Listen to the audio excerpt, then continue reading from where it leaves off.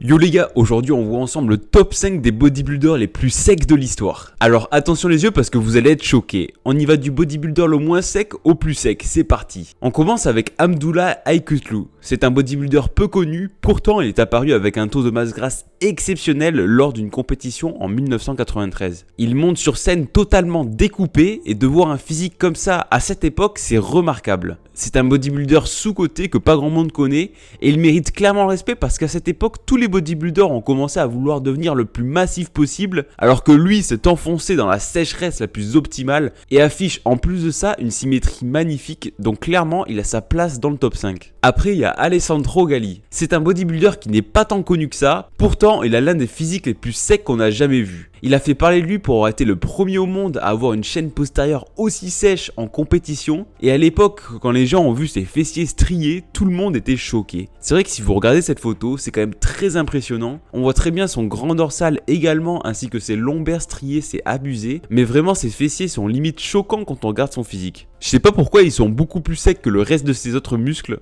mais bon c'est comme ça et il a déjà gagné l'Arnold Classic amateur en 2013 et en 2012. Les photos de lui à cette compétition resteront à jamais dans l'histoire du bodybuilding.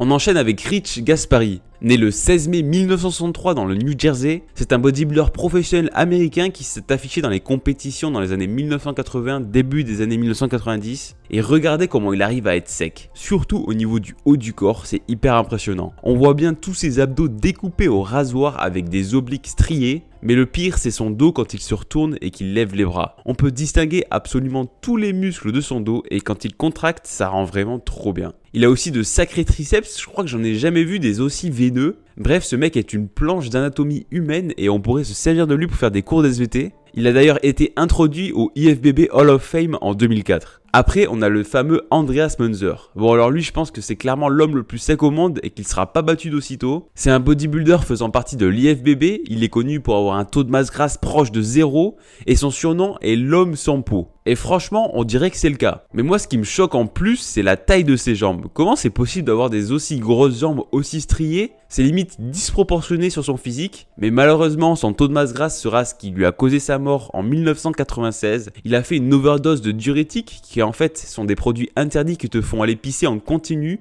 ce qui permet aux bodybuilders de virer toute l'eau de leur corps afin d'être encore plus secs. Mais ça les fait tomber dans des stades de déshydratation profonds des plus extrêmes. Ce qui, on le sait, est très dangereux pour le cœur, et comme c'est un organe qui est en plus de ça mis à rude épreuve par les autres produits type stéroïdes et anabolisants qu'il s'injecte, tout ça mélangé, ça ne fait vraiment pas bon ménage. C'est pour ça qu'il est parti trop tôt, à l'âge de seulement 30 ans, mais ça reste quand même remarquable et c'est un athlète qui a marqué sa génération. Il participera à de nombreuses Arnold Classic et Mister Olympia en affichant 108 kg de poids de corps ainsi que 53 cm de tourte-bras. Il restera dans l'histoire des champions qui se sont sacrifiés pour ce sport qu'ils aimaient trop. Ensuite, on a Helmut Stredel. Et c'est vrai que sur certaines photos de lui, on dirait qu'il n'a tout simplement plus de gras dans son corps. C'est incompréhensible. Il y a une vidéo de lui à l'époque qui a beaucoup tourné. C'est quand il était en train de faire des tractions. Et cette vidéo est folle parce qu'il est sous une bonne lumière et on voit absolument tous les muscles de son dos. Tout ça se dessine à chaque mouvement, c'est n'importe quoi. Après, c'est un mec qui est totalement fou et quand on étudie son physique de plus près,